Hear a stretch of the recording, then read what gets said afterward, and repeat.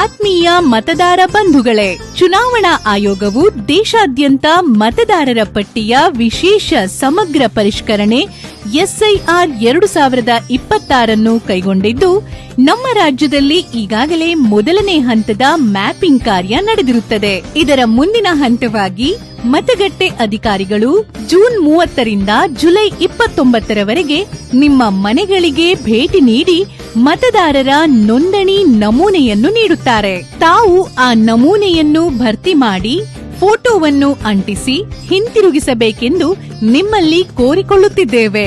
ಇದರ ಮೂಲಕ ಮತದಾರರ ಪಟ್ಟಿಯಲ್ಲಿ ನಿಮ್ಮ ಹೆಸರನ್ನು ಖಾಯಂಗೊಳಿಸಿ. ಯಾವುದೇ ಅರ್ಹ ಮತದಾರರು ಮತದಾನದಿಂದ ಹೊರಗುಳಿಯಬಾರದು. ತಪ್ಪದೆ ಮತದಾನದ ಹಕ್ಕನ್ನು ಪಡೆಯಿರಿ.